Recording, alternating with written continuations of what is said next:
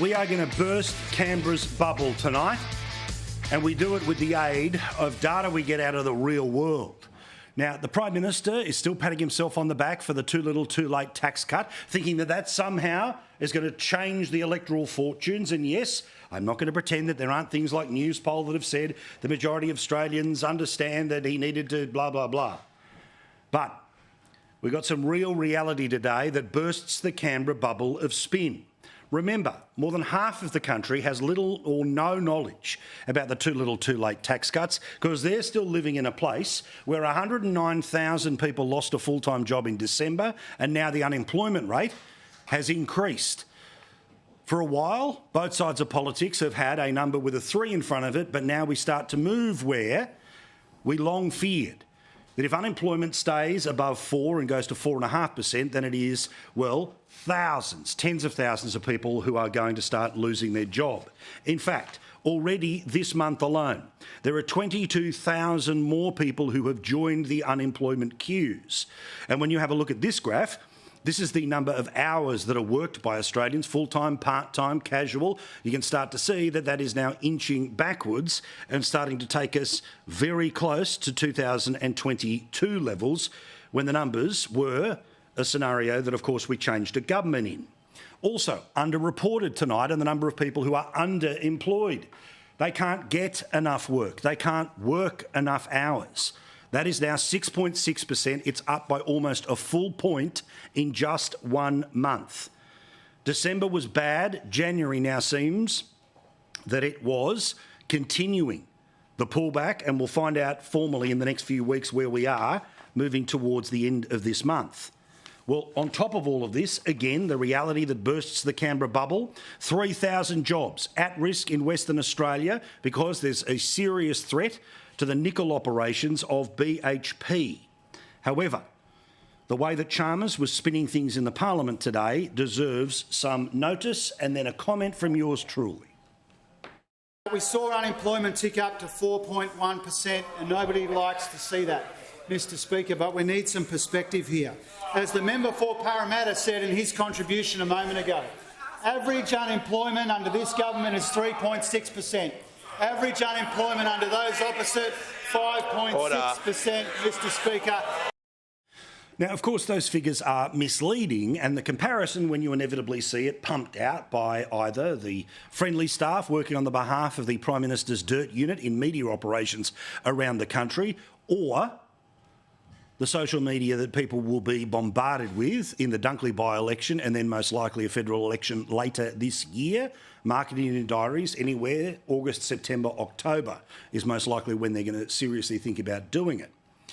Well, of course, you know what fiddled with the average numbers of the previous government. This little thing called the coronavirus lockdowns, when literally people didn't go to work, or people by their hundreds of thousands saw their hours cut back or lose their jobs completely. That, of course, was the reality.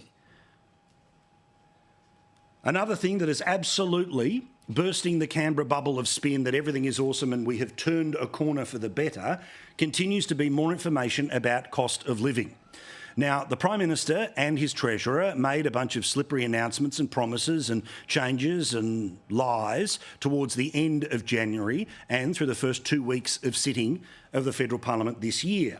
But there's plenty of data that is around that tells us that Australian people are still being choked by the python of cost of living, as they were last year when, of course, this government took $1,500 off 10 million workers.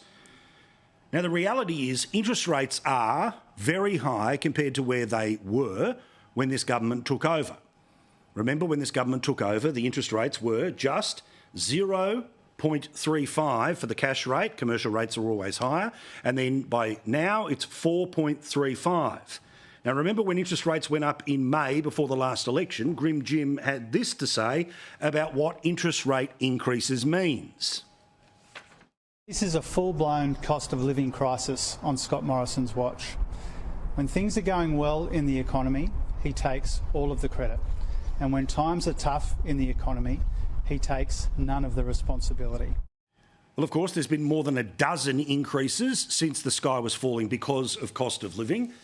And we learn today that despite all of the claims out of Canberra, which are overtly political, that we've turned the corner, everything's okay, the suburbs are now hugging their local Labor MP, we learn in the past couple of days from the boss of the Commonwealth Bank, Matt Comyn, who's echoed the comments of the boss of the ANZ Bank, which is do not expect interest rates to come down until 2025. Now, this is in line with what the Reserve Bank has said, where they have said the best case scenario is some reduction by 2026. But even if that takes place, you will still be paying 75% of what you are currently paying. But the picture for this year is that the huge increases in interest rates, well, they will remain at a pain all this year and into 2025. If things do get slightly better, you'll still be paying 75% of the increased payments since this government came to power. If you want to talk about comparisons, that's the reality. Since this government has come to power, they have pretended that every decision that they have made is for the better, but as we have told you, as we have shown you, they have been more than happy to see petrol taxes ever increase. In fact, they have overseen indexation increases, which means the rate of tax has increased on everything from a bottle of Bundy all the way through to how much people are paying back when it comes to their university debts. Now, they may well think that they've won over the press gallery, then automatically they'll win over the public, but the public know nothing is changing. In fact, I want to show you what was on the West Australian newspaper today, which talks about a poll of Western Australians, and they're having to deal with cost of living right now. The expectations are that after the belt tightening of 2023, the absolute no meat to cut and cutting into the bone of 2024, there's even more pressure on such families going into the rest of this year. Meantime, outside of Perth, in places like regional Western Australia, and it's very similar in other parts of the country, their cost of living scenario is 15% worse than what's happening in capital cities. Now, in the past couple of days, the federal government has responded to what we have been talking about for a long time here, which is the number of Australians, 3.7 million of them last year, who needed assistance to put a meal on the table. Lines at food banks around the country, well, they were very big in the lead up to, and they have not changed post-Christmas. In fact, according to the headlines that wrote about this phenomena in the Turnbull Times, without them I'd be starving. Cost of living crisis forcing more Australians than ever to rely on food banks. Now, this government has, in the previous 12 months, a budget surplus of more than $20 billion. They have money to help, and we learn that they are going to shave off this much to help those people who rely upon things like food banks and other charities. In fact, Amanda Rishworth, the federal minister responsible here, announced this week, here's her official press release, $14.5 million to provide more money to the people who are struggling when it comes to food. But forgive me if I do not praise the minister when, as you know, the federal government is going to be spending more than double that on ads to sell the too late, too little, too late tax cuts. Now, let's be very clear here. This is yet another broken promise, this use of $40 million of your money to tell you that the government is very generously going to allow you to hold on to $15 a week more of your money. It's a broken promise because remember what the now Prime Minister said about the former government when it used taxpayer money to sell political agendas. This business of not calling the election so that he can use taxpayers' money for ads is just yet the latest example of a Prime Minister who thinks that taxpayers' money is the same as Liberal Party money. Well, separate the word Liberal, put in Labor, and it's exactly the same about this Prime Minister. Literally, queues around the block for people who are waiting for the assistance of places like Food Bank.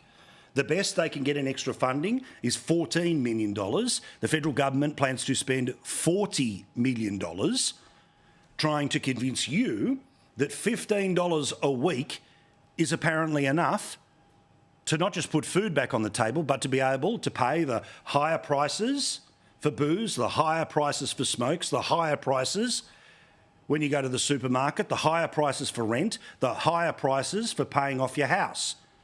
Now, again, these are the numbers. I show them to you every night because when you hear big numbers about X $1,000, that's over the year.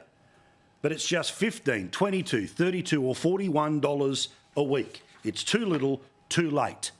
Now, welcome to the reality of Albonomics. They can spin as hard as they like. They can be cheered on by the media as much as they want. And, geez, don't I have an example of that for you tonight. But the reality is, under Albo, higher prices, higher rates, and now higher unemployment. You pay every time.